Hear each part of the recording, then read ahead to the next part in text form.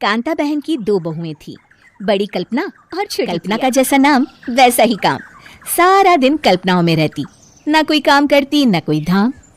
अरे कल्पना बहू, जरा अच्छी सी चटनी पीस दे, आज कुछ मजेदार खाने का मन है। पेट में जलन हो जाएगी माँ जी बुढ़ापे में, और वैसे भी मेरा काम करने का वक्त शाम का है, अब प्रिया को ही बोल दो। इतना कहकर कल्पना वहाँ से चली जाती है।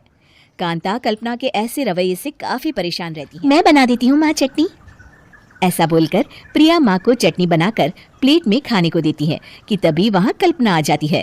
अरे वाह चटनी, जरा चख कर तो देखूं, बड़े दिन हो गए।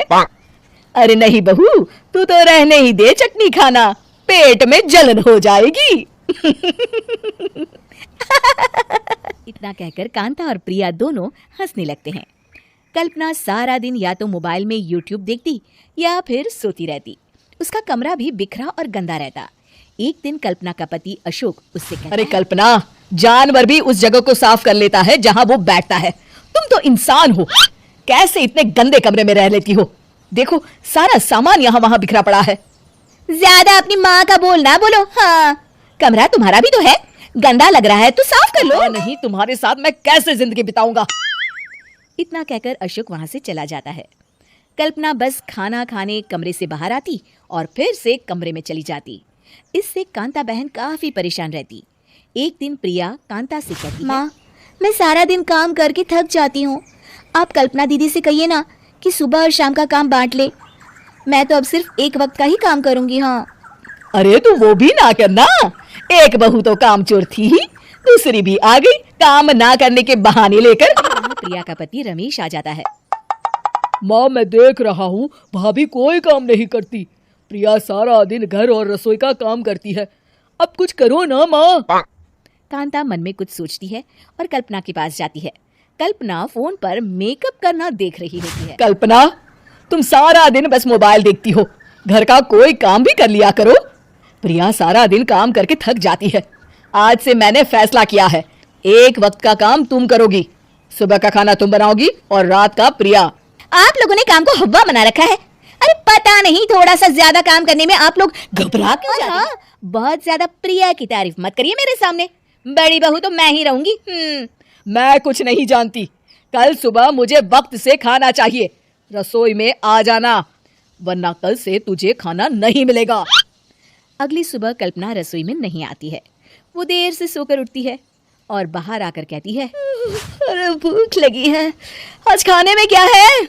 इतनी देर हो गई, आज किसी ने मुझे उठाया भी नहीं, पता नहीं कहाँ है सब। कल्पना को घर में कोई नहीं दिखता। वो रसोई की तरफ जाती है जहाँ बड़ा सा ताला लगा होता है। अरे रसोई में ताला! ओ, मैं तो भूल ही गई थी। मैंने आज से सुबह का खाना मुझे बनाने को कहा था। हे भगवान, इतने लोगों का खाना बनाना क्या आसान है? तभी घर के सारे सदस्य बाहर से वापस आते हैं। वाह माँ जी, मजा आ गया छोले भटूरे खाकर। मेरे मुंह में तो अभी भी स्वाद आ रहा है। अरे कल्पना, तेरे भरोसे रहते तो हम तो भूखे ही रह जाते। कल्पना को बहुत गुस्सा आ जाता है। अब बहुत हो गया, आज से मैं अपनी रसोई अलग कर रही हूँ, मैं अपना खाना खुद बना लिया करूंगी। कल्पना अपनी रसोई अलग कर लेती है, पर आए दिन उसका देर से उठना और काम न करने की आदत से वो भूखी ही रह जाती थी। उसी के सामने घर के लोग अच्छे अच्छे पकवान खाते और काम चोर कल्पना को जैसे तैसे ही खाना बनाकर खाना पड़ता। पर एक दिन तो हद ही हो गई। माँ, दीदी आज सुबह से कमरे से बाहर नहीं निकली, हमें जाकर देखना चाहिए। सो रही होगी काम चोर कहीं की, पर तुम कहती हो तो चलो देख लेते हैं उसे। कल्पना कमरे में पेट पकड़कर बैठी होती है। हाय मेरा दर्द, पेट दर्द के मारे मर रही हूँ मैं। अरे दीदी क्या हुआ, पेट में दर्द क्यों हो रहा है, डॉक्टर को दिखाया आपने? माँ, कल्पना खड़ी होती है और माँ जी के पास आती है।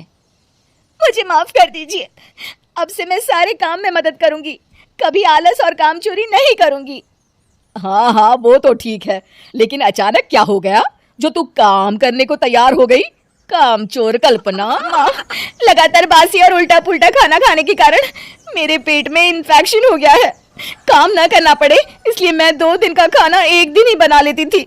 बासी और खराब खाना खाने के कारण लेने के देने पड़ गए। पेट में दर्द हो रहा है। चलो अच्छा हुआ, देर आए दुरुस्त आए।